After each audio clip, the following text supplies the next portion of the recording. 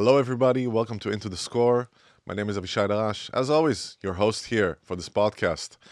You know, I said this intro so many times. I think it's number 20 something, to be honest. I have to ask Joshua about that. I don't know which number it is. You know what we're going to talk about? We're going to talk with very interesting people. We're going to talk about their path, the entrepreneurial path that they went through. We're going to talk about some business. We're going to talk about the state of arts and culture right now. And we're going to have some laughs also. And today I have with me a very, very interesting artist that I'm so happy to have here in the studio, Xavier Boot. Thank you, Avishai. Thank you for coming here. It's my pleasure. Let's just push that microphone a little bit to you. Yeah, cool. Yes. Can you hear me well? Otherwise I would have to boost you, with compressors.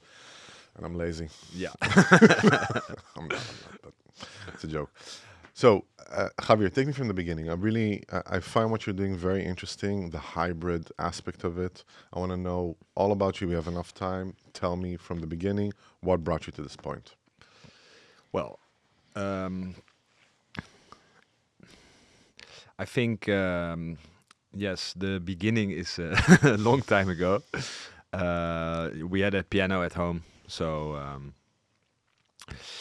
I would just play the piano and figure out some things that I like before I even had lessons. And my parents, they are not musicians, so they couldn't really teach me the basics of piano. But my mother is a painter, and my father is a mathematician. Well, I think well, I did learn painting kind of as a little kid, 3 years old, from my mother. And I think that approach I kind of also had from the beginning when trying the piano sounds, kind of. Really? Okay, cool. Yeah, there's been a lot of influences in my life, even from my grandmother. She's from Indonesia. At the time, it was a Dutch colony. And we've been there also with the family 2 times. When I was 6 and when I was 12, we went for the whole summer holidays, like 6-7 weeks. Was amazing, nice period. I have good memories about that. It's kind of interesting also, now that you mentioned it was episode 20 something today, and but I instantly thought about 27, which is also the day Mozart was born, on the 27th of January, and also the day my grandmother was born, who was born in Indonesia. And it was this week, actually, that, well, she's already deceased, but my mother and father are in Indonesia right now on holiday, and they brought back the ashes from my grandmother, and they put it back in Semarang in Java. Wow. There. So that's quite beautiful, I think. But there in Indonesia, you have gamelan music. Absolutely. And that is also, in a way, I guess, maybe an influence in my life. Well, I went to music school when I was 7. Did it come from you? Were you the one initiating it to go to music school? I think it's a mutual, I wanted it, but my parents facilitated it, and maybe they also wanted it, because in the Second World War, the house from my father was bombed. And also, well, my grandmother from Indonesia, she lost a lot in the war. And so they didn't have the ability as a kid to have regular music lessons, but they actually would have wanted to play piano. So maybe their wish to play piano, they unconsciously a little bit gave to me, maybe our son can do it. But my sister was playing the violin. And how was that? That was nice. We went also to orchestra together, and yeah. And was it was it like just a regular trajectory in the beginning? Like, you have to learn the classical repertoire for yourself because you're classically trained. You said you graduated with with a classical degree, right? Classical That's piano degree, correct. like Yeah. performance. And was it something that you understood from the get-go, like I need to do this in order to have facility, in order to be able to express myself fully on the piano, or was it something actually your teachers advised you? I mean, it's a 7-year-old, huh? Like, Yeah. it's a big question. No, as a young kid, I just imagined myself being a concert pianist later. It was actually pretty clear early to me. Um, and then also, I think like, yeah, at a certain point, I also really thought like it should be classical music. Like I had like also an example when I was very young. Wibi Surjadi. I don't know if you Yeah, ever of course. Yeah. heard about it. Of course. He's a Dutch. You're like the fourth classical pianist that mentions him. Yeah, that mentions him. Yeah, I mean, interesting. that's a really It's nice. great technique, huh? Fantastic technique. he has, Fantastic really, technique. Yeah, really, yeah. So that was when I was just very young, kind of my example. And at the time, I would also listen to all kinds of pop music, normal like everyone else. Mhm. But then later, when I was like 14 or something, and I went also to like music camps with other classical young talents. And then I really got more dived in the cocoon. There was for me a cocoon of classical music world. Right. I discovered Vladimir Horowitz then also, by the way, which became my favorite musician. But then I had for a while that I thought I really only wanted to play and listen to classical music because I thought that was the best, kind of. Which periods? if I may From like 14 till 18. I I'm talking think. more about like the classical. Which period of? Oh yeah, piano like first just of baroque until late Yeah. romantic. Mm. Yeah, Like all that you could like put your hands on, basically. yeah, Yeah. Okay. Fantastic. And because this is actually very interesting to hear that from such a young age you had this affiliation to it. So it was like a natural trajectory to go to the conservatory in that sense, yes, to continue to do a degree yes. in that sense. Take me like the first day in the conservatory. How was it for you? Well, the first day in the conservatory, well, I have to make a distinction between two parts from the conservatory because you have I was actually on the young talents department of the conservatory. Right. And that's from 16, right? 11. 11 already. Yeah. Whoa. And Okay. and basically I also got lessons there from Henk Eckel, which was also a main subject piano teacher from the Conservatory of Utrecht. So this was already kind of conservatory, you could say, but I was doing high school at the same time. But when I was 18, I moved to a full-time bachelor conservatory. But the first day at the conservatory was my audition for the Young Talents department. So this was when I was 10 or 11. So you're coming to this big building. Everybody's like adults basically around you. Yeah, You're going to do the audition. I guess also kids are also coming to audition in that sense. yeah. And you have this commission sitting This in front of you. commission, commission in With front the of you. tables. It- Do it. It was, yeah, it was pretty a little bit stressful situation, very serious. Yeah, I have to say. Of course. Yeah, Of course. I did stress out a bit, and yeah, yeah. Do you remember what you played? I think I played. Yes, I think I played Chopin waltz and Mozart variations and Bach invention. In a Bach invention. Okay, yeah. wow, that's a nice repertoire, man. For Yeah. a 10-year-old. Nice. And then Yeah, because also at the time I played the Haydn Sonata, but that was, I think, in the summer. That was following up in preparation for the next year. Then I had some extra lessons because actually I still had to develop a lot there. And also in my first year at the Young Talents Department, my teacher also said, like in the yearly rapportage, like. Yeah, some doubts or something, and that Really, stressed some me doubt. out even more.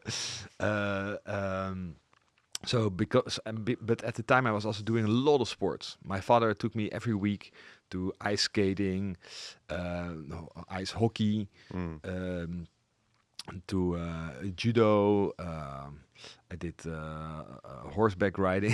Did all kinds of stuff, and it took a lot nice, of time. Yeah, nice, it was nice. great. Yeah, I didn't spend super much time with my friends from school, but I did do a lot of nice. Ah, they're all imbeciles. What difference does it make? That's true. Yeah, Bunch of peasants. No, I'm yeah. kidding. No, Oh my that's true. god, we're gonna get canceled again. Oh yeah. Yeah, yeah. People want to cancel too quick these days, but yeah. In what were I saying? Oh yeah. So then I made a decision. I was also on high school at that time, and I quit almost all the sports, and I just fully went for the music next to my Yeah, school. yeah. Mm. And then it went better. Um, yeah. Uh, But it sounds yeah, it sounds like basically you found also your community in that sense, right? yeah. In the sense like when you went fully into the music, let's say you said yourself in the beginning, like I was in this bubble and I was surrounded. Of course I'm paraphrasing. You were surrounded by like-minded people that understood what it is that you want to do, and how which kind of effect did it have? I mean, sometimes I ask what it seems to be like trivial questions, but there are some people that are listening to it and thinking like, I'm afraid to take that step, or I want my kid to take that step. And it's good Yeah. for them to know actually what is waiting for them on the other side of that fear, or doubt. Yes. Well, for me, I think at the conservatory it was already quite a dive into this world, but I think it's what really was for me very nice was when for a couple of times I went for like a summer retreat of like 7 or 10 days to um, a place where all these young talent Hmm. classical musicians were together for the whole week or period and slept somewhere in like a castle or like a nice facility where we had daily lessons and would prepare to play together on some chamber music Mm. works.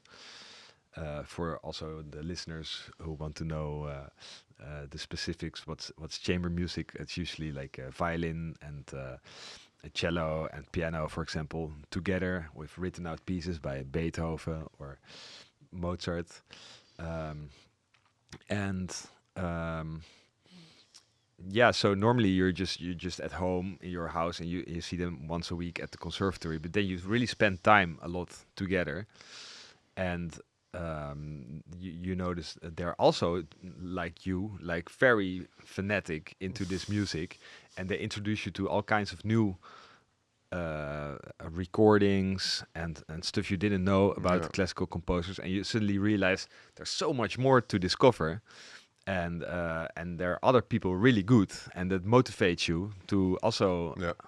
uh, really go for it. And so when I was home after those courses, I even spent more time on practicing and also going to the library to borrow books about composers, about artists, but also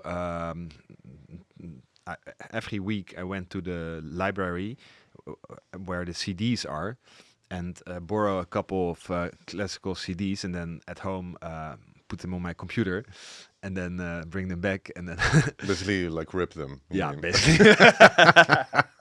This was before, I think, even LimeWire was there. Okay, Yeah, like yeah. before Napster or before, Or like all these maybe things. approximately at the same time, but I think like maybe on Napster and LimeWire you didn't really have those classical music pieces so much. You had Yeah. more like the top 40 or something. Ah, yeah, that actually makes sense. So you had to like pirate it yourself. Yeah, and that's pretty. Wow, that's like the coolest, nerdiest thing I've heard in a long time. Yeah. Like I was pirating classical music, man. I You know, did. I was like, before you know it, I was like siphoning like philosophy, you know, opening like underground, you know, thought tanks.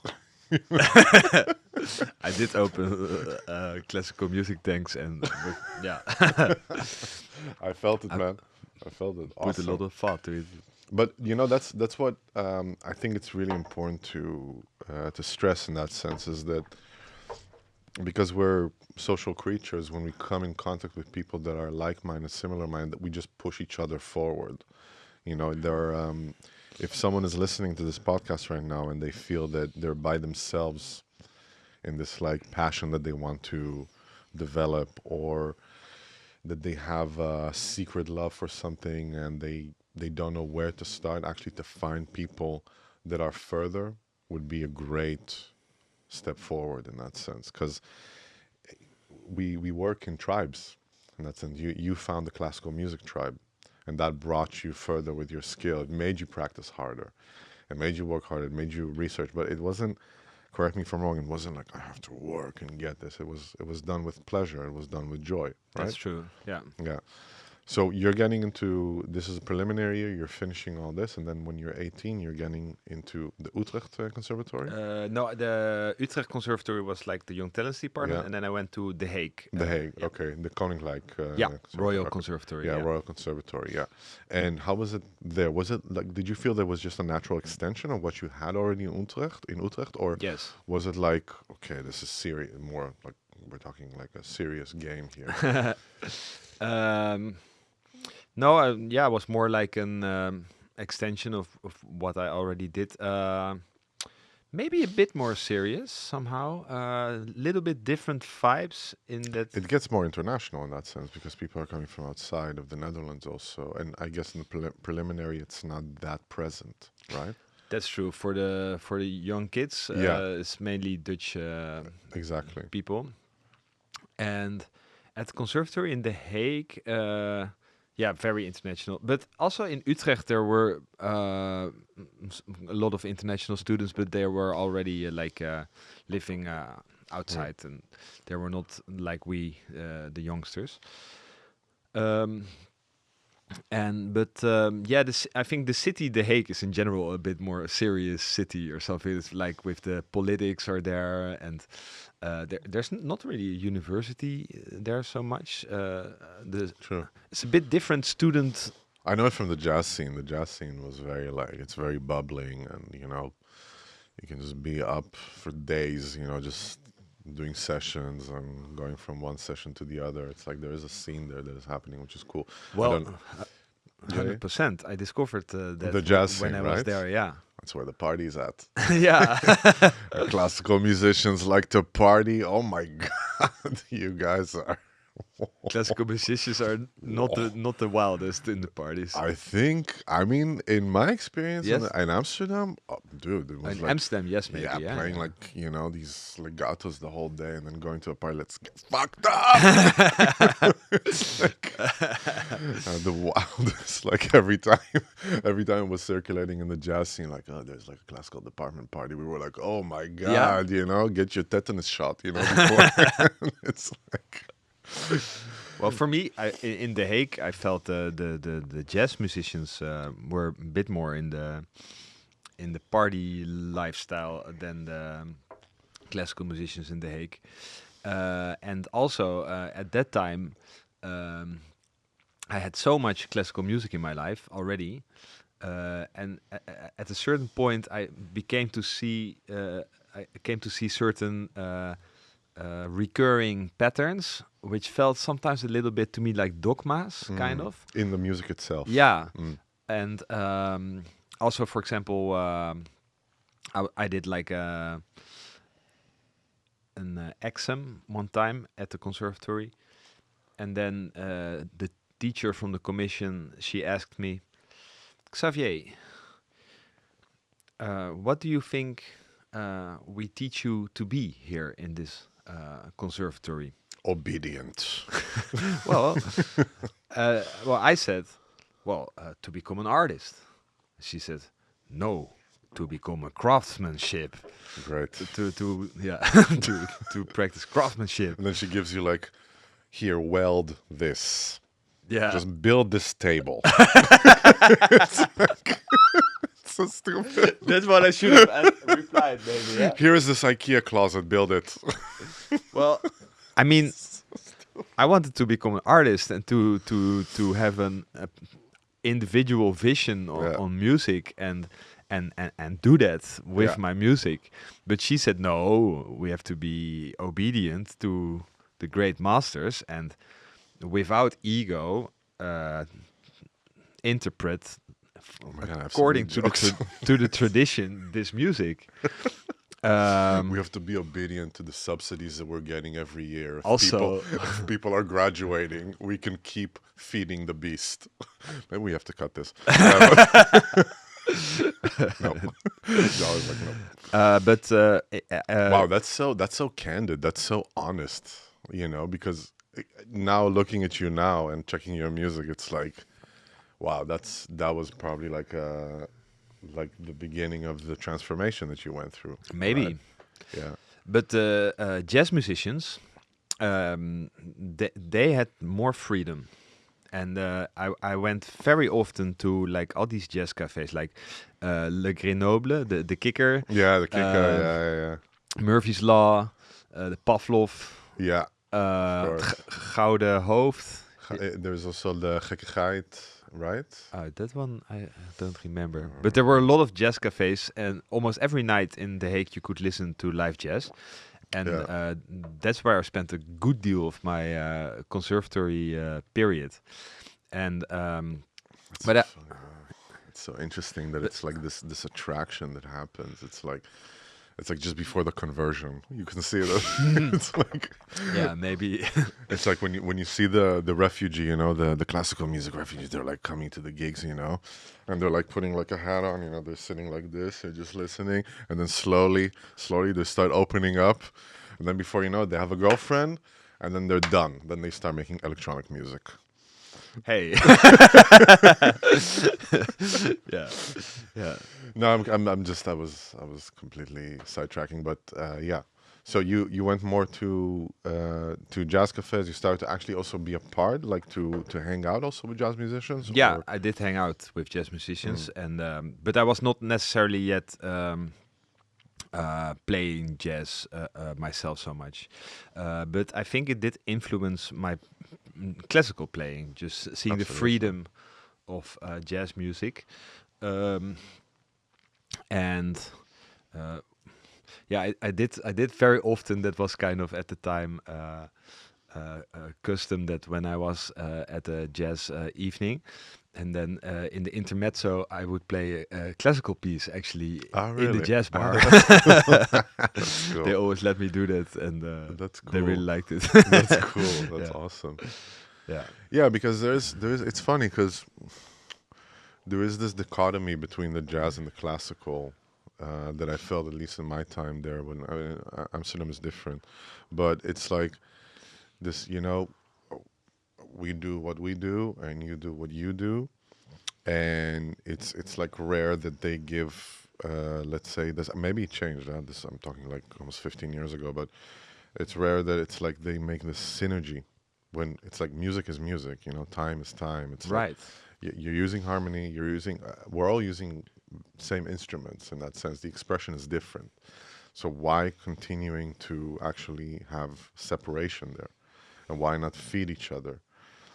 You know what I mean? It's like I have huge respect for classical music and the technical aspect of it, and like the literature and all that, and of course jazz, the expression and the creativity of it, the freedom, let's say.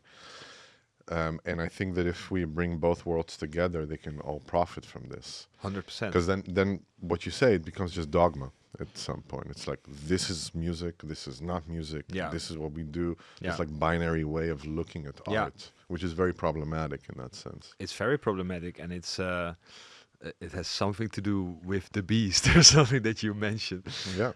like underlying in the whole of society, even not just music. I think, it's called conservatory. It's there to conserve. That's also Yeah. a title which is in a way Yeah. Which is, it's a pity because it's Yeah. like, you want to, I do want to ask you about, like, after the conservatory, the options I feel that are being, let's say, laid out for students are quite thin in that sense. And they have to reinvent themselves, or, they get out to the business and they're like, okay, so what now? I'm not in this, I don't have the umbrella anymore of the conservatory. And then you look outside what is happening in the market and you're like, this is completely different than what I was told all these years. Basically, we're sold a bunch of propaganda. I mean, it's a harsh word to use, but, you were indoctrinated, let's say like this. could be, yeah. to do this, and then what happens afterwards? Because then conservatory ends, and the market is different, and you're by Well, yourself. I experienced this myself because also in the classical music world, at the time, you were expected to do competitions. Exactly. And that's your gateway to success, basically. And I did join a few. I had here and there some success, also a lot of failure. But I noticed that in competitions, the people that won first prize were many times not the most interesting artists. Let me guess. They were somehow connected to the commission. I'm assuming here. They were somehow connected to the commission, and they knew that if they play in a specific way, they're gonna win it, right? Yeah. Yeah. How did I know that, Joao? I don't know. Maybe it has to do with tribalism. I don't know. Yeah. Sorry. Yeah. Yeah, and also when you have because the jury members give points to the Which is insane. It's like horses. yeah, right. Well, and Bartok said it. Bartok said that, eh? Right? Bartok said music Competitions are for competitions horses. are for horses, not for musicians. And then there's even, I If think, you do a backflip in the end, do they give you 10? yeah. Like if you finish and do a Yeah, I think backflip? so. if you go very fast and like Exactly. But by the way, I do ice hockey, Yeah. and I still have the nickname the Stallion because I go very fast. But that's beside that's another story. No, but also about Bela Bartok. So he said music competitions are for horses, but I believe there is even right now a music competition, the Bela Bartok competition. Jesus. That's crazy, That is right? so that is like world bizarro, you Yeah. know? That is like the most cynical thing you can think of. That's not good. But yeah, it's a bit tricky because I mean sometimes I think that maybe it did help me, these competitions, in a way. Like it gets you really to fucking Absolutely. work, you know. Yeah. But yeah, I don't like it so much. I think it's not for musicians. And Because if I understand that, I mean, I did one competition, the Richard Lupien classical improvisation competition in Canada, which Nice. was complete bizarre experience for me. I was like één keer and nooit meer. You know? Yeah. It was basically that, and it was like I was the only non-classical pianist there, and they accepted me, and I was like, okay, and they flew me in, and I did it, and everybody was like classical pianists, and I just did my jazz thing, and then disqualified me because I did my thing, and then afterwards, like, I spoke to the director, and I was like, you saw my audition, like, you knew who I am, Like it's not. You didn't just pick me out randomly. And then afterwards, it was like the first and last time that they did it. And afterwards, I discovered there was like really like almost inside trading. Like they knew already who's gonna win. They knew already like, and they knew that that person needed more help than the other ones, and like he had like financial issues and he needed that money, and and it was just like, so all the charade was just for us to. Why couldn't you just give him the money? You know what I mean? You get Oh. what I'm saying? It was like really rigged already Oh from the yeah. get go. Oh, that's corrupt. Yeah, of course. I mean, and I mean, it's you put people in powerful positions, money, all that stuff. That's what happens a lot of times. But somebody like that was organizing this also kind of needed the money, or No, no, no. The one of the competitors. oh, and that's why he needed the prize. Yeah, yeah, What the fuck? yeah. I mean, it was really like okay. Yeah, but I think like many classical music competitions are also just like some people thought like, hey, we can get some money by offering like a performance in Carnegie Hall to the winner. Everybody wants that. They have to pay a fee to get in, and it doesn't help you further with your career at No. all. This No, competition if because you it's win a completely prize. echo chambered. Like no one cares about it outside the competition. That's the thing. It doesn't Yeah. have any real artistic value if you really think about like the market. You Yeah, know what I because mean? in the school they don't learn you at all how the market is. You know, No. the music isn't for business. Music is for being like playing the best way, like playing the highest level, and without ego. Exactly. That's what you should achieve. I mean, they told me that I need to take like a small harmonica when I go to Albertine, and I need to play scales, and then I can pay for my groceries like that. They taught you that? Yeah. No, they didn't. Oh, sorry. Of course not. But yeah, a lot of my friends did make a lot of. I'm sorry, I'm just in a silly mood today. Yeah. I had a friend in high school, and he played the cello, Yeah. and he would skip a lot of lessons each day and go to the central station and play cello, and then made like 30 or 60 euros in 1 or 2 hours, and then go to the coffee shop. That was his high school life. No, but I feel that it's very there is an issue right now. There is an actual issue. Like we've been doing this podcast for a while now, and it's like every time that I speak with refugees of the classical department, it's kind of like, and also it happens also in the jazz. I don't see it in the pop, and I don't see it in electronic music, to be honest. But it's exactly what you said. What music? Music is for the soul. Music is just write to your parents. They can send money. It's like, yeah, but we need to eat. Like at some point, like there needs to be some sustainability in this Yes. paradigm, so I can continue doing what I'm doing, and I can continue giving back to people, and I can continue sharing this art, and it has also a monetary value on top of it. That it's not just I'm doing it for the sake of, of the soul. And I understand that, but then what happens a lot of times is that you're gonna stay in academics. You're not gonna actually put your wings out there and fly and do something similar to what you did, which I want to take it now to this. Your obsession with Philip Glass. Oh yeah. XA4. Yes, that's my artist name now. It's actually like in the Netherlands, the number 4 is vier. And if you would say my name in a Dutch way, you say Xavier. Oh, Xavier. Okay. Oh, now I get it. Okay. It's smart. It's smart. It's smart. So it's just my name written as XA4. Okay, I like it. Yeah. Xavier. Yeah. And Take me that's from the like. How did it happen? How did you How did you get introduced to the music of Philip Glass?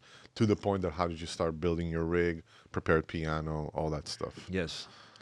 Playing in ADE, Concertgebouw, all that stuff. Yeah. Yes, 100%. Well, my mother, she already got to know the music of Philip Glass. One time I asked her, "What was the greatest musical moment in your life?" And then she said that was in Venice in the 1973 or 4. When she was with her art school to Venice, and then she, with a friend, she kind of escaped from the program because I know she was in Venice, so she's like, let's go anywhere. And by chance, she ended up in a theater, and she had also like this nice from the balcony, like this spot with her own kind of salon. Like her own balcony, Yeah. actually. And this was the opera Einstein on the Beach, and she also had some wine, and but it was a very long opera, and the choreography was like people on stage with repeating gestures, kind of, but very hypnotizing. Nice. North Korea. Like, Well, it is Asian, a bit influenced, but yeah, this was her greatest experience. And then in 2012, this opera Einstein on the Beach also came to Amsterdam, and at the time, I sometimes went to the Concertgebouw and to the Opera House, but you could always go with a last-minute ticket right. as a young student for a very big discount. But a few days in a row, I didn't succeed to get in because there was even for the last-minute tickets a really big queue. Wow. But then Rob Malage, he is an art trader, and I said on Facebook I wanted a ticket, and he's also kind of friends with my mom, and he also organized a festival in the Melkweg in Domania, where I played before. But he said, "Yeah, I have a few tickets for you," and then I was able to see this opera from Philip Glass. Actually, before that time, I kind of knew his music, but not so well. Because he's kind of prevalent Yeah, in the classical repertoire in that sense. Like very, of course, very modern, contemporary. Yeah. But I heard people in the conservatory playing it in recitals. Like You did not, or no, you I did? heard. I'm saying I Yeah. heard his music. It's not that he's like this weird animal or something. It's like people know him. Yeah, that's true. I just didn't really play. Especially also jazz, like is very popular also. So it's like crossover thing. He's like popular in pop music, in classical music, in jazz. Like he has admirers all over the spectrum. Absolutely. Which is, I think, probably one of the only classical composers that really has this. Yeah. Look, I think that we are in a very interesting period right now because we're in the cusp of. We're not in the cusp anymore. It's happening that people that build their own platforms through podcasting, through websites, through their following and stuff, they have let's say a bigger platform they can build than legacy media. That's just a proof already. You see it in numbers. If you look at the podcast world right now, they're pulling. I'm not talking about money. I'm talking just about listeners. All legacy media combined for years doesn't come even close to the amount of influence that they have. Oh, really? No, yeah, of course. I mean, Joe Rogan, he's the biggest platform in history right now. Yes. Bigger than CNN, BBC, NOS, all these, you put them combined together, amount of listeners, he has more. For real? Yeah, Holy shit. Joe Rogan is huge. That's why he comes with that's why it comes also with a huge amount of responsibility. Yes. And that's why he gets also more backlash than what legacy media will get, because he's also a private person in that sense. But I never listened to it. I did listen sometimes to Sam Harris. Sam Harris is great in that sense. Sam Harris also built like a fantastic platform. But then you have also the hateful people that build like really just channels of propaganda. You know? And then you have basically what's happening now, which is people thought that the internet is going to provide a sense of truth. What happens right now is that it builds your truth. So if you want to go into rabbit holes of conspiracy Yes. theories, you're just going to find yourself more and more Yeah. and more and more in these conspiracy Yeah. theories.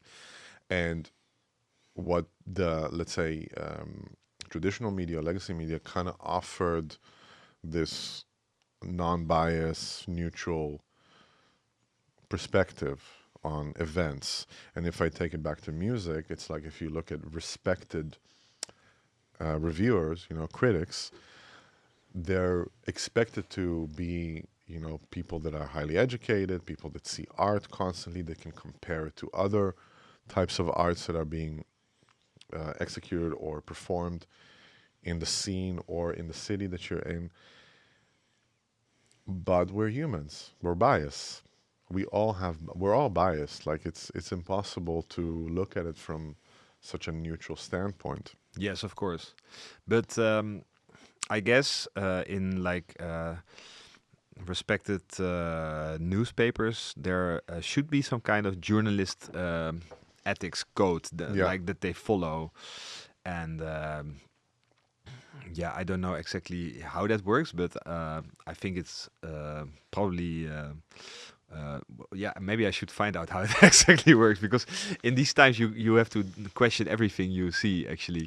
And it comes down to money, man. Comes down. It's that simple. Yeah. Comes down to money. Where's the money coming from to be able to feed that organization? Is it taxpayers? Okay, if it's taxpayers, what is the agenda actually of that type of news source? Is it money coming from the outside? What is the type of money that is coming? Which kind of country is funding it? What is the agenda of that country? Which kind of narrative they're trying to push? We're all facing it like this binary perception. Good, bad, Yeah. oppressed, oppressor. Yeah. This constant Yeah. we're being bombarded with it. Yeah. That it's For me, it's at least like important that there is they give you information from different views a Yeah. bit, and they give you the context, and they don't put their opinion on everything Yeah. that they present to you. yeah. That's for me like kind of quality media. So how would a perfect review would look for you if like, let's say, because it needs to be non-biased. Oh yeah, that's a problem. Yeah, but that's what I mean. That's what I mean. On the field of music, Imagine like someone is reviewing. It's like he was sitting at the piano and sounds came out. That's it. That's the if it's like completely non-biased. you yeah, know what yeah. I mean? So for music, yeah, you can maybe focus also on how the audience in the hall received That's it. great. You can objectively describe Yeah. how the audience did receive it. I think many people that review, they only give their own opinion. If the crowd was super enthusiastically, they don't care. They say it was not according to Beethoven. Yeah. Wow. But That's so cruel, man. And like I just think about sometimes with the classical world, like you have so much reference, like you are basically it's saturated with references yes, that the the relationship between the performer and the audience can be very unforgiving at some point, really unforgiving. yeah, But then the entire like the amount of work that has been done, it's still there. you yes, that's true. Um, yeah, I mean that's true. As a for a good review, yeah. In the end, I think people accept that the review also is subjective, because arts is in the end subjective. Yeah. But then it's still strange that there's like we rate things and we do competitions for something that is subjective. But it would be cool if people even in the arts can try to describe actually what you're hearing, what you're experiencing, more than put like a value to it. Stars and And I think like as to come back to Philip Glass, and also like the end basically of my conservatory period, where I was faced with pursuing competitions or not. at that time, I didn't. I actually even went into doing a complete other studies, Really? Wow. medicine. I did for a while, Wow. and I thought like I could maybe, if I understand more of the human mind, I wanted to become a psychiatrist via medicine. I can also understand the feelings more and put that into music, and also have a stable salary just from the medicine. But the medicine took way too much time for me, so I didn't have enough time for music anymore. So later I came back to only music. But Philip Glass is also inspiration for me, because he took also maybe the the Asian music culture into the Western music culture. As I mentioned earlier in this podcast, I have also The Indonesian roots, and the experience of gamelan music. And so about this, having your own opinion about music, or from the reviewer, in Asian music that doesn't matter too much, because actually the music is not defined to put you in a certain direction. It's defined to just be, without beginning and without end, and the listener can experience whatever he or she or they want to experience in their mind, and it's even composed in a kind of inducive way to that you're not focused on one storyline, but that it gives you the opportunity to be more associative, and that's a kind of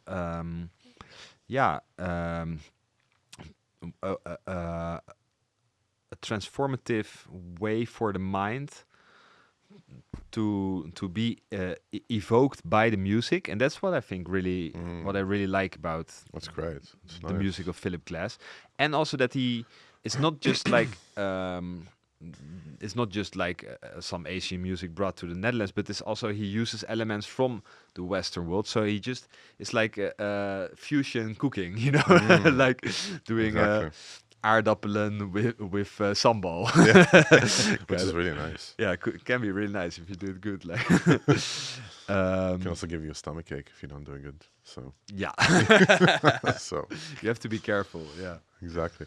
So basically, because I'm also interested in knowing. So you discovered the music of Philip Glass. Where does the prepared piano and the electronics come into play there? also in the sense that music is just, you have a spectrum where you can be totally free and use any sounds that you like, and as I guess in the classical music tradition, when it was moving forward, you already had at a certain point John Cage, which he wrote this famous composition, 4 minutes 33 seconds. And what is so nice about that composition is that the artist comes to sit on the stage. He opens up the lid from the piano, and he puts the stopwatch on play, and then just sits still. And then he plays with the tension from the audience, because the audience is like, what's gonna happen, you know? But also when it stays longer quiet, people are not always concentrated anymore on the tension, maybe, so their mind starts wandering, and actually they pay attention to new things that pop up. They might even hear like the sound from the corridor. There's some pipes, or like the blood from their own veins, or that is all sounds, and music is not about the perfect track or the perfect performance from a composition. Music is an event. I think even like a painting can be part of an event is not just about the painting; it's also about the exhibition and the people coming to the artwork. And same goes for music. It makes me think of what Satie was writing about. Eric Satie was basically, he was annoyed by the fact that his music became successful. Yeah. Like he was, because he wanted to have the music as really, because he's the godfather of ambient music in that sense. In a way, maybe. And he wanted to just, he wanted the music to be like a part of the landscape that you're experiencing in the space and not be like the point of focus. And he was annoyed when he was playing the music that people would stop and listen. He was like, no, you need to continue talking. You need to, because it needs to be like a part of the ambience and not the focus point. Very Nice. interesting, huh? That's cool. That's cool. He was also a very weird guy, but I only knew that he like wrote this when his friend said, "Why don't you write in a form? It's always so random, your music. Why don't you do like a sonata form or like a respected structure, a good form?" And okay. And then later he came back. I wrote 6 pieces in the form of a pear. this guy was so eccentric. Like when you look at his diaries and stuff, it's like waking up at 7:43, having coffee at 7:45. It's like all this like this little bit of autistic like. Yes, Sorry, I was digressing. Yeah. Yeah, As yeah. always. Yeah. No, that's cool. But I wanted to know, like, because it's not. You have to learn this machinery. You have to learn this. Like, it's not. Was it a gradual thing? Like, because you work with loop stations, you work with. You work with I like do. synths. I You do. work with a prepared piano that you actually prepare with, like on the strings themselves. What were the first steps? That's what's interesting. Yes. You know? I think when I was at the electronic music evening in Lowlands Festival, was my first time a real festival experience, and also a real like till very late with everything included. The drugs also. Maybe. Maybe Is this on camera? he was only drinking alcohol, and he was responsible. Anyway, it opened up doorways for me I never imagined were even there. And It's called LSD. Yeah. and so then also the music I experienced on a way I didn't know before. Oh, now I know what I wanted to say earlier when you were saying that Satie said people should just continue talking. you know? Yeah. That's also like a DJ I respect is Ricardo Villalobos, and he also really likes like I make music for a good a good experience in total, and he likes it if you pay attention to the music and if you dance to it, but if you have other things to do at the same time, be totally free, like you shouldn't be forced into one way of doing the party. And Right. I don't know, like I think nowadays parties are more like everyone with their phone, like Exactly. look this EDM fantastic DJ or something like the king, but It's all about the image. Not all about, of course. It's not black and white. But I spoke about it in the podcast before. But I have a close friend who's a successful DJ. Like he's touring constantly, and I come to his parties sometimes. Like he's the only one actually that I come to parties, and then it's like we're in the DJ booth and everybody's with their phones, and they're taking selfies and stuff, and then I'm like, you're here to dance. You're here Right. to Yeah. get the to Yeah. have some cardio Yeah. and go home afterwards. Like, especially if like you're in the DJ, it doesn't mean anything. No, and that's why maybe sometimes the DJ shouldn't be big on the stage. Actually, Nicolas Jaar did that one time when I was in The Hague. Then we were like in front of the stage, like let's go. And, wait, where's the DJ? And it was in the back of the hall, like on a balcony somewhere, and you couldn't see him. Oh my god, that's so That funny. was really funny. That's so innovative, especially because probably it's like can be so annoying. You know, you have like 50 people behind you just wanting your attention Yeah, also, and yeah, it's like they wanna be a part of the in crowd that it yeah, knows the DJ. And yeah, dude, I had people coming up to me. It's like, wow, you're his friend. I'm yeah. like, yeah, he's a person. True, true. And that's also yeah.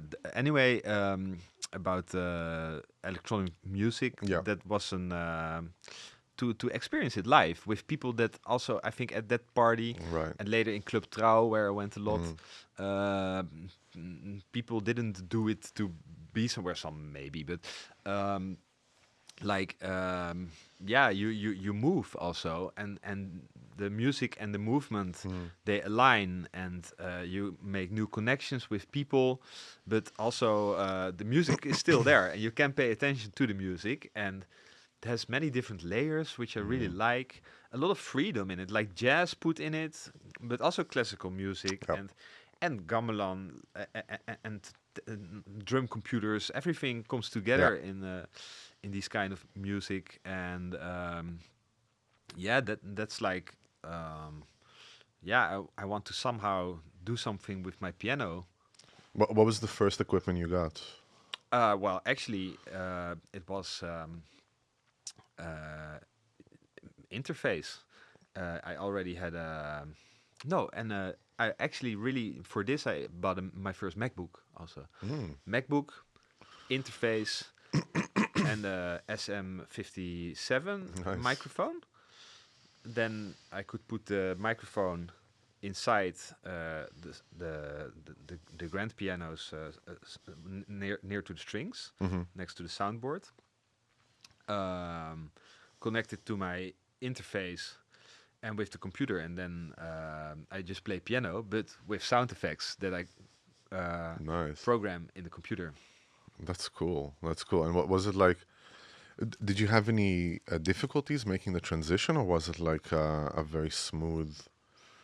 Well, in the sense that, I mean, there is always troubleshooting with electronic stuff, but in the sense that, um, yeah, there's always a lot of troubleshooting. That's 100% true. right. I think if I in the beginning just got some hardware, like some pedals, maybe would have been easier. Mm, But I did it with the computer, and it's still my main tool. But um, in the sense that, like, the music that you make, then if you put like a delay effect, for example, on the piano, um, or you play what might be with some backing track that you made, then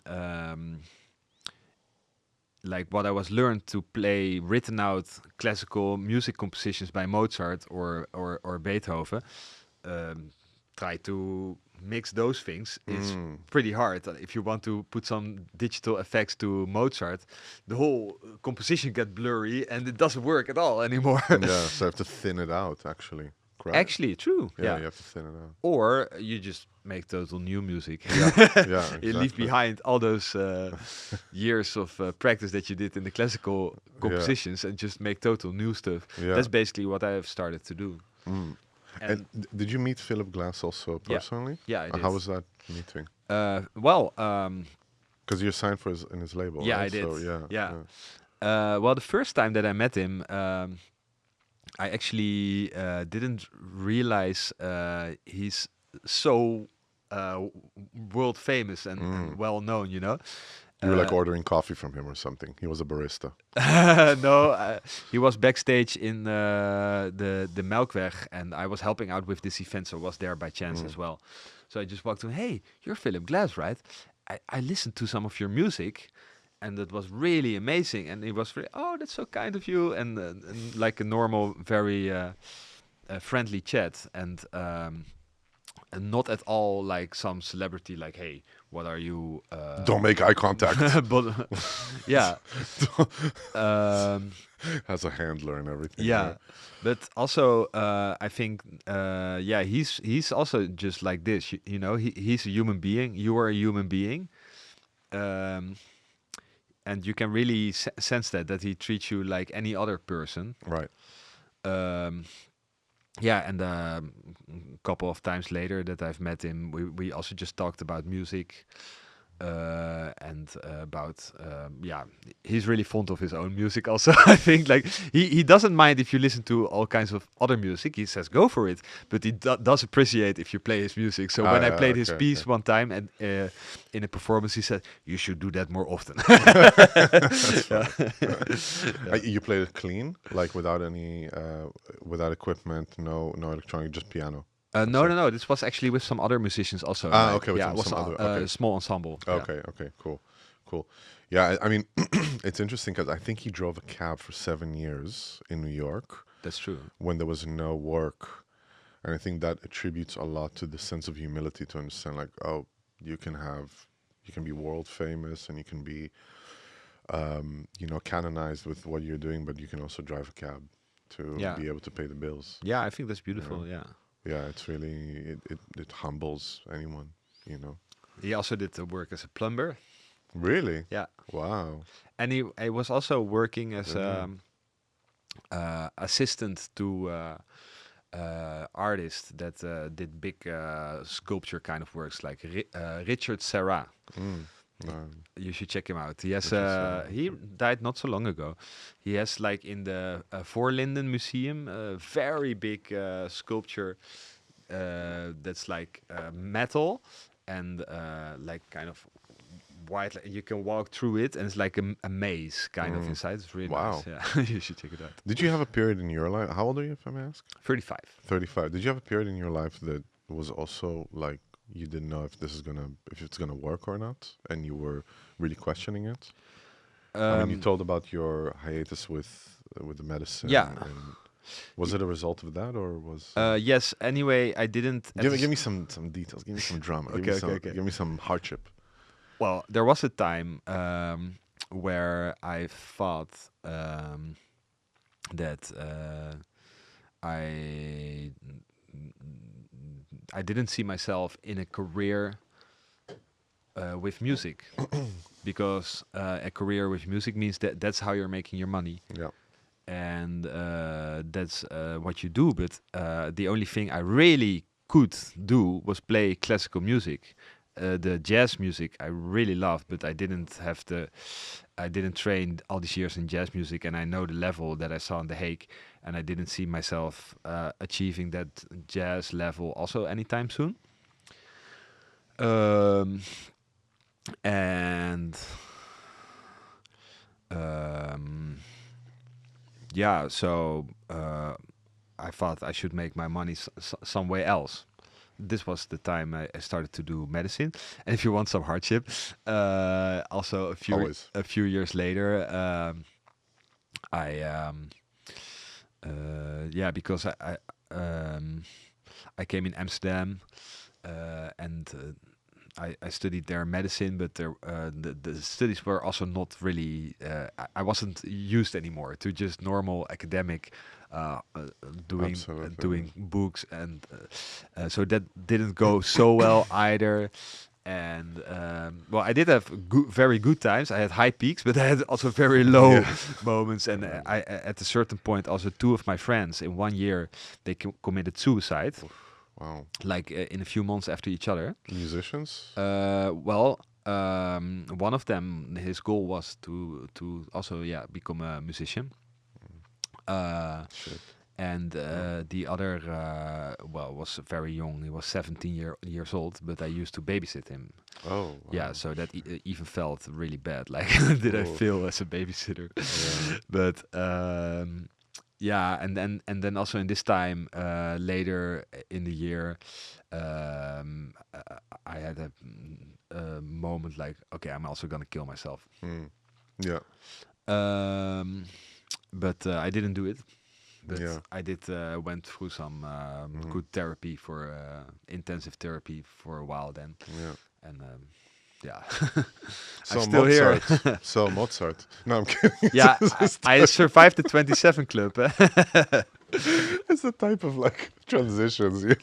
Oh, Mozart. Yeah. It's like, so what do you think about Thailand? I went by coincidence to Pattaya. It's not the best place. No, okay, let's get it back for a second to actually what we talked about. No, because when did you start feeling like the silver lining? You know, you're experiencing all these things, you're suicidal, all that stuff is happening to you. Do you remember a moment that things started to open up and start to change drastically? Because you're still sitting here, you're making music, you're doing great Yeah. stuff. What was the moment that kind of revolutionized it, that changed it? LSD. Yes, yes. No, I think. Listen. I gotta say something about LSD. It's one of the greatest. Not, I'm not actually. LSD is it's it's a great thing. LSD is an. Did you ever do it? Well, like I cannot confirm nor deny. Yeah. no. Okay, I'll be very open. This is a long podcast. Nobody's gonna see everything of it anyway. Some maybe, but yeah. So I never tried LSD before I wanted to kill myself, but I did text to one person. Look, I'm gonna kill myself. But before I'll do it, I'll first try LSD. And maybe I'll not do it then. And I actually did not do it. But LSD shows you the absurdity of yourself. um, It showed me the absurdity of myself. yeah, but for me, it also showed me like in a very positive, like loving yeah. way of like, Ah. this is like, I can choose differently. Yeah. You know what I mean? I can choose differently where I put my focus on. Yeah. But for me, it also showed a connection to nature. Yeah. Like I remember that it became light, and it Mm. was in the winter time. And I look outside the window and I see like the snow, but I see all these like energy lines that go through the snow and also in my house to the leaves from the plants, and I can tap into it and feel it. Like there's a connection, kind of like to the whole planet, and the energy flows. Yeah. And maybe it's just a delusion, but I think I really saw that. And I think you felt one. I think you got out of. You felt non-duality. Yeah. That's what happened. You felt non-duality, and then you felt like this. I'm a part of something that is bigger than me. Yeah. So how can I actually damage myself to start being? You get what I'm saying? Like if you would kill yourself, you will stop being a part of this amazing creation around you. Well, 100%. And I think also therapy helped me, but also meditation. And I think with meditation you can also achieve without drugs this experience of non-duality. Yeah. But also just in general, like I think the realization of the passing away of everything in life, like The impermanent nature of it. That it exactly. just moves. I've spent now more than 10 years regularly sitting in the Zen meditation center where I meditate. It's a very lovely place, and I sit there just on the cushion and meditate there. I've meditated for many hours there. You sit still. Everything in your mind that happens. It happens, but you also let it go. And in those years, I've experienced intense relationships. I wanted to kill myself Yeah. one time. I've had more problems, but everything passed away. And it's like, yeah, life happens to you, and you can observe it, and it also goes away at a certain point. Like everything that's one day seemed to be like very important, now it's not super important. So Did you do Vipassana also? also, yeah. Yeah, Vipassana really shows that. I remember my experience of Vipassana. I had two main things that I was dealing with a lot in that year. Like my mother passed away, my relationship dissolved. It was all like happening in 1 week. It was crazy. With a kid and like, ugh, you know. And I remember feeling these two pivotal experiences that I had were, first of all, the understanding of the illusion of emotion and thought. Like you have a thought and you have an emotion, and they connect really quickly, and then it gives meaning.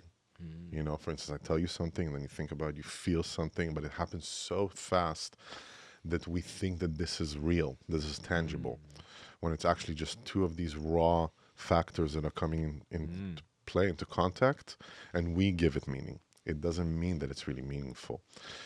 And the second one was, I had this vision of myself standing in front of a mirror, and every single conflict or problem that happened in my life, or like, let's say, small trauma, shaped the mirror and changed the way that I saw myself. And then I would ask myself, am I looking at myself or am I looking at the mirror? And the thing that I was looking at was the mirror. Actually, it wasn't myself. The observer doesn't change. And through meditation, exercise, being of service to others, I can polish that mirror and see the actual observer that I'm watching at. Nice. Still wanted to kill myself, but... And I think art can be very good gateway into these kind of into understanding these kind of experience that you're describing. Exactly. Because I think if you want to put too much logic to it and write out a theory that this is how it is, then you cannot never really pinpoint it, because it's much more subtle. Yeah. And you need like poetry, basically. When you talk about the mirror, I think about for example, a poem by a Dutch poet, Bert Schierbeek. I can say it in English or in You can say it in Dutch if you want. Want het gemis in de spiegel en de echo krijgt de vorm van het gemis in de spiegel en de echo. Well, anyway. That's nice. Nice. I thought about that one. So what is missing? What is missing in the mirror is actually what is missing in the mirror in that sense. Yeah, I guess so. Yeah. So it's like what is not there is not there, but that's the metaphor that you're talking about, because art can give us that metaphor. Language. Have you read Doors of Perception by Aldous Huxley? I should read it. It's a great book. He talks exactly about that. He took mescaline and then he basically expressed to his partner back then like what he is going through, and she wrote it down. And he was talking about the two things that are standing in our way. I mean, of course, I'm like deducting. It's a very long story, but the fact that language is very futile to experience actually a lot of what we're going through. We're just bound into this like medium of language, which is actually quite scarce in being able to express what we're actually feeling and going through. If I tell you love, liefde, it's like a million things but it's one word to express something that is so colorful, and that we all have the need to transcend. That we need that transcend from the mundane, from the logic, to give meaning to these metaphors that we're coming in contact with. Very good book. Very good book. I would highly recommend it. And how's it going now? What are your aspirations for now? What is the... Because you did this amazing project with Philip Glass, and you met him, and you're doing this, and I guess you're touring with that also. Yeah, I did a tour in the Royal Concertgebouw and in the Tivoli. Yeah. And in the Düsseldorf. And Nice. I also played in Berlin, a sold-out solo show. Nice. And I performed in New York in a very nice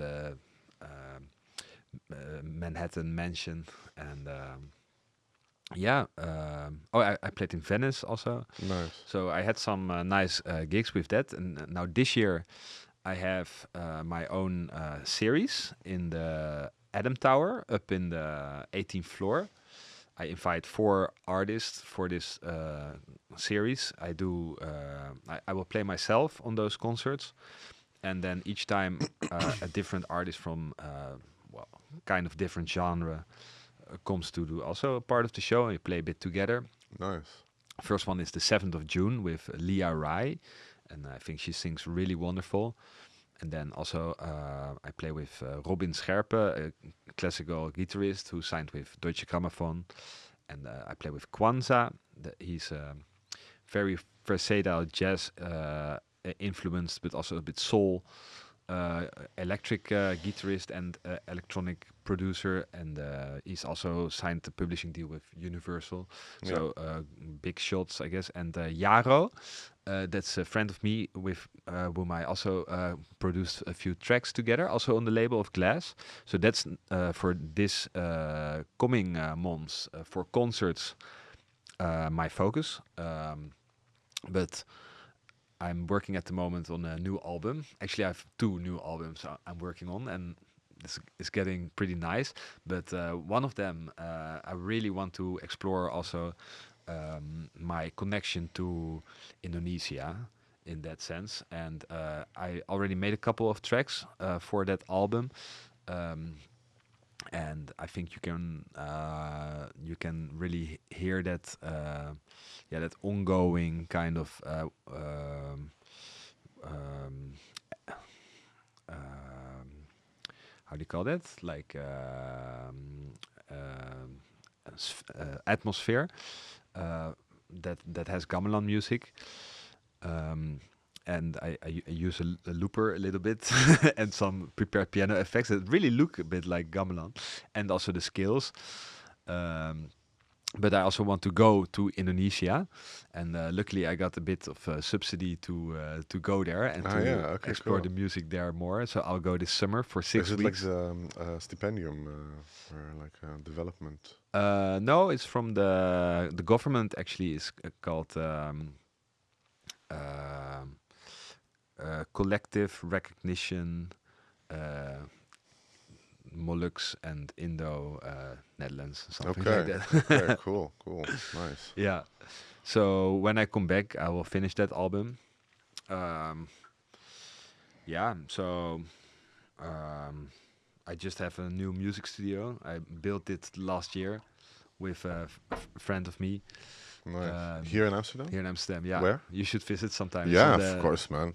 It's on the NDSM. Some piano nerding, you know? Let's do it. Let's do it. Yeah. You should come and play a bit. I listen to you play piano. You're really great, but I want to hear it live sometime. Okay, perfect. I'm actually, next week we're going to record my first solo piano album, which is it took me 15 years to write. So I didn't sit every day for 15 years. When people say it sounds so dramatic, 15 years I've been sitting, blood, sweat, and tears. No, actually, what happened is that I got the chance from Diptyque. They contacted me and they gave me a carte blanche to do it. Nice. And at the beginning, I wanted to do something again with a band or whatever, but then I realized, like, okay, I made this like circle, like starting with the piano and then going, like actually starting with electronic music, psychedelic trance, and then going to the piano and then doing orchestra, like, leading orchestra, and then going back to the piano. And I feel ready for it. Joao is going to see me next week, like sweating on the piano, but you're going to love it, man. It's going to be, it's my best work. I really feel that. I wanted to ask you, what would be, if you could sit with yourself from 10, 15 years ago for a cup of coffee, what would be the advice you would give yourself with all the experience that you have now?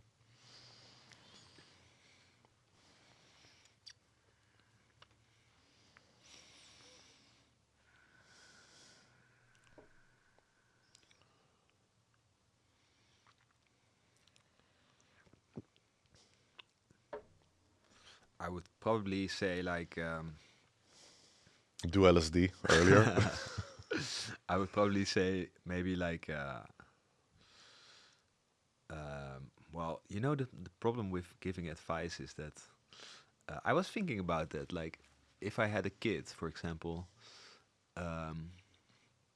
what kind of teachings would I give? But people have to experience things for themselves, so you can give advice, but it's nothing compared to the actual experience. But yeah, maybe I would just say like, look, we live in world where prices are getting higher, and you have to be an entrepreneur to, you have to organize it, but you should keep a bit your administration tidy, and always keep a buffer, and don't do everything what you do 30% less. Like be a little bit careful. Yeah, it's Something like the like that. taxes. Yeah. Wow, that's like one of the most practical. Everybody's like, believe in yourself, stay authentic to yourself. He's like, bro, get your finances together. Don't fuck up. Yeah, I It's think like, I would say so. buy Bitcoin now. That by And the don't black- sell when it gets No. to 1,000, you idiot. I Don't. was playing Magic the Gathering back then, and I had if I at that time was pretty good and investing in cards, so I should have bought a Black Lotus. Oh, so, yeah. look at that. Oh my God, Pokemon, yeah. Exactly. NFTs, Bitcoin. Avishai, if you're listening, get Bitcoin. When that guy came to you and said buy 200 Bitcoins for $200, do it. Do it. That was me talking to myself. This podcast. Anyway, is there anything extra that you would like to plug, or except for the projects you have at Adam Tower, Tora, and what would be actually? You know what? Let me ask you this. Sorry, what would be the advice you would give musicians that are coming out now from the conservatory? Oh, well, musicians that are coming out now from the conservatory, I think, in general, maybe they might be better prepared for this world than we were when we were coming out of the conservatory. Right. I think when we were coming out of the conservatory, like 10, 15 years ago, you were not actually prepared to. This is, it's like a Wild West. You have to kind of do it yourself. Right. The I don't know if it changed, man. I don't know. It's still very wild. Yeah. It's like very. Because like at the conservatory when I was graduating, they expect you, just follow the main path, kind of as though it's like, but only a few of them can follow that path, and it's even a question if you're happy doing that. But for musicians coming out now, I think they get more. You have different educations now. You also have like for pop music, the Herman Brood Academy, for example. And I think many colleges, I mean, I don't know the full details, but I think they prepare you a little bit more on the fact that you have social media, you have to build your own brand. So I think they are more aware of that nowadays. Also, like they have more the possibility because they already early learn to work with. But I would actually advise for people that come out now, maybe in the end, the first thing you have to focus on is the music. They might, in this world with everything going on, forget that the first thing is the music. For me, I think. Yeah, absolutely. No, I agree with you completely, because it's that quick. I see it, like I have kids, and I see it. I have a 12-year-old and I have a 5-year-old, and I see with the 12-year-old, it's like, he values people by how many followers they have, Exactly. or the clout that they have.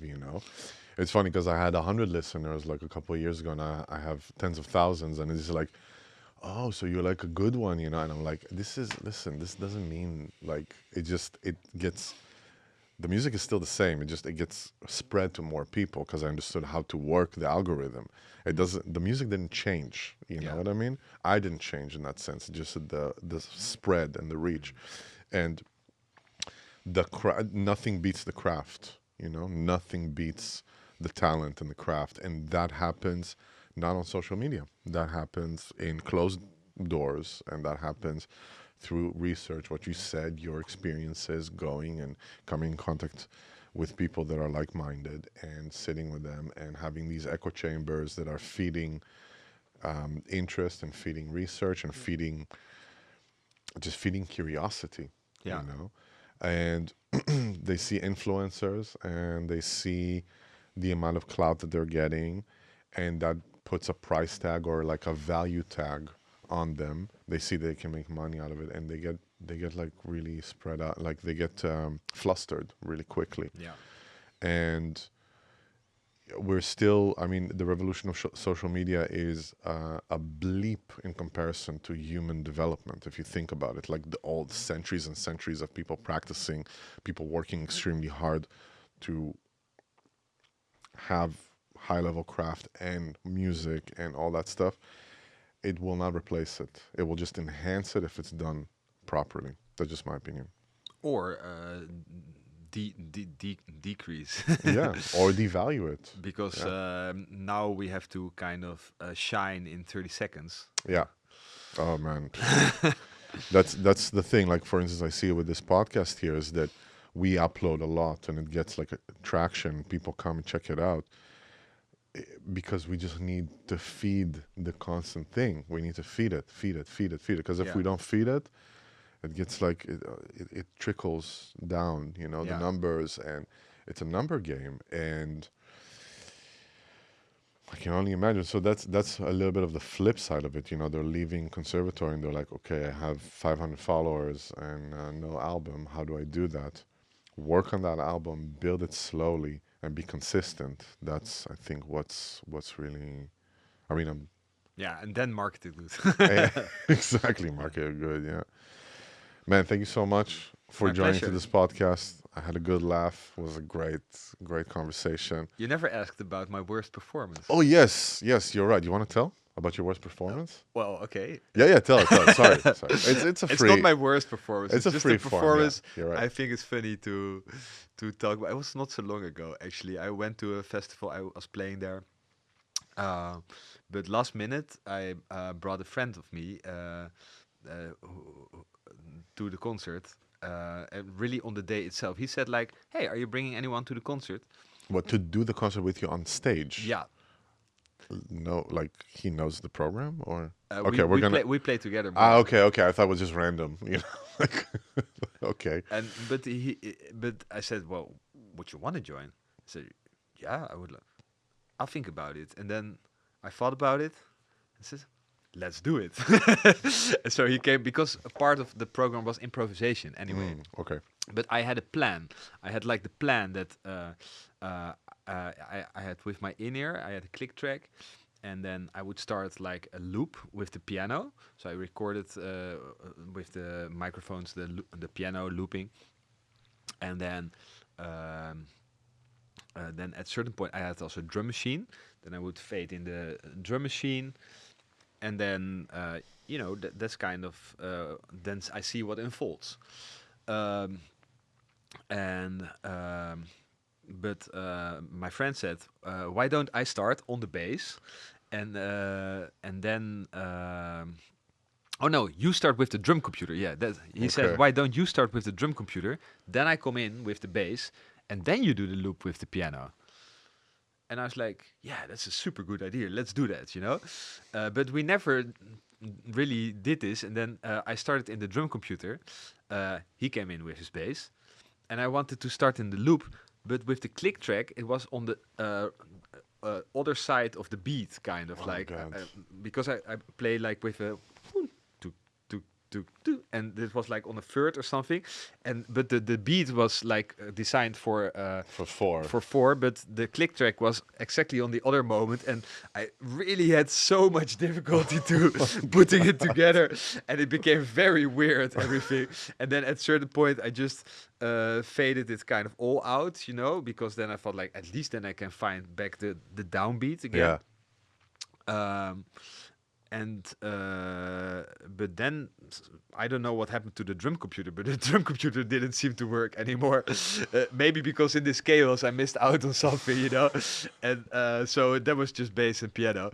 And then I just went for it. And it was actually, I felt very much like, oh my God, this is so weird. It was not entirely my plan, but people really liked it. Nah, people don't know, man. Yeah.